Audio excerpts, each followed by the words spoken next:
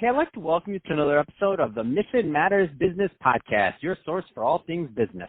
My name is Adam Torres. You can follow me on Instagram at AskAdamTorres to keep up with my book releases, book tour schedule, signings, all that other good stuff. Always love to connect with you there. And as always, if you'd like to apply to become a co-author of one of my upcoming books, just head on over to the website, missionmatters.com, and click on Become an Author to apply. All right, so today I have Kristen David on the line, and she's a mentor, guru, ass-kicker, international speaker, writer, marketing, and management advisor for business owners, and founder and CEO over at Up-Leveling Your Business. Kristen, welcome to the show. Excited to be here. Thank you, Adam. Oh, man, I ran out of breath in your title. Hold on. Give me a second. I love it. You're doing a lot of things. And so I'm excited. You're the person I want to talk to about this. So I'm excited to get into today's topic. So we're going to talk about how to profitably run a business.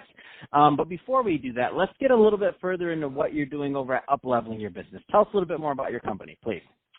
Well, we currently help business owners build thriving, profitable businesses that are self-run with systems.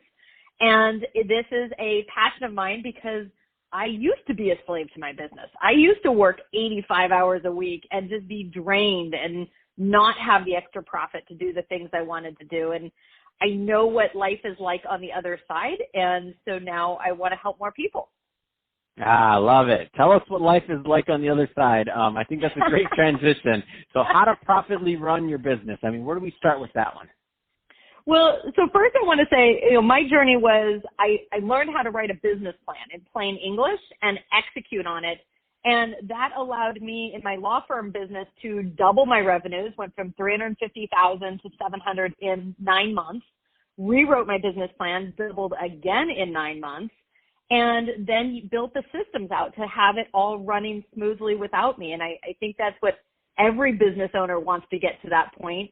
I then continued my journey and sold the law firm, and those great systems, those policies and procedures, were a $100,000 negotiating point in the sale of my business. So I share that story to help people see that you can go from suffering to sustainability. You can go from struggle to thriving and profitable and have freedom in your life. And so it's a passion of mine now to help other business owners hit that transformation.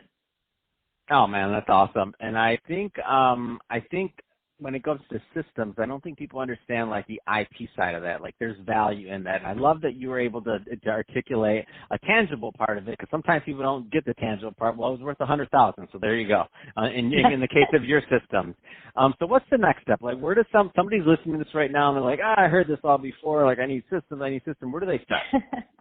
So you got to start with, I think money is super, super important. If you want to run a profitable business, for so many business owners, money comes in and money goes right back out. And money comes in and money goes right back out. And you've got to, you could be helping the greatest people in the world, loving what you're doing, but if you're not profitable, your business isn't really sustainable and thriving. And so it starts with, a basic budget. Understand where your money's going. And make a plan for how quarter by quarter you're going to see those changes in the spending and how you run your business. And those policies and procedures tie into creating an infrastructure to give you that framework to work within and be more profitable and to be more efficient and more productive. So let's say that that somebody's now kind of figured that out, or maybe somebody listening to this already has that part figured out. If you don't, obviously that's step one. Do that first. What's the next step? So the next step is as you think about what you want to build. And listen, some of us just want to build a smaller business and have it run hyper efficient. Some people want to grow to the 7-figure barrier and beyond. It's about building the type of business you want and putting the right systems in place. If you're just going to build a $300,000 or $500,000 business, you focus on some of the systems that are real tight knit and it's just for a small group and they're going to run really effectively, really efficiently. Everybody knows what they're doing. If you're planning to build to 1.5 or 2.5 million, great. Start planning the systems to build for that infrastructure and the financial controls that will go with that. No, that's a big deal. And I think what's interesting is as you know, you hit new levels of revenue, I should say, things change. So there's a big difference between when you're going from 0 to 1 million or 1 million to 5 million or 5 million plus. Can you talk a little bit more about that? Absolutely. We talk about new level, new devil a lot of times. Oh, I've never heard that. That's so good. I've heard of more money, more problems, but I haven't heard of new level, new devil. Well, that's and we've broken up into 0 to 500,000, 500 to $1 million, because usually 0 to 500 it's just, you know, a couple of employees, couple of people. Once you're over 500, heading towards $1 million, you've got a good handful of people around you, and it's different when you run a business with 13 employees, say, than 3 employees, and it's different yet when you get to 40 or 50. Couple of quick tidbits that I would share is, you know, as you get towards that $1 million mark, you need more of an administrator to help you with your business, not just an office manager, but someone who's going to really manage parts of the business with you. As you get towards 2 million, you're looking more for a CFO to like a controller to join your business, because when you're doing $160,000 a month of revenue, we need to be a good money manager. We need to really track what's going on. And, you know, as you get to those higher levels of 5 million or 10 million, you need to decide, do you still want to do it? Do you want to be the CEO as an owner, or do you want to hire a CEO so you can maybe branch off and do new projects and have fun? So each level has a different component. That's awesome.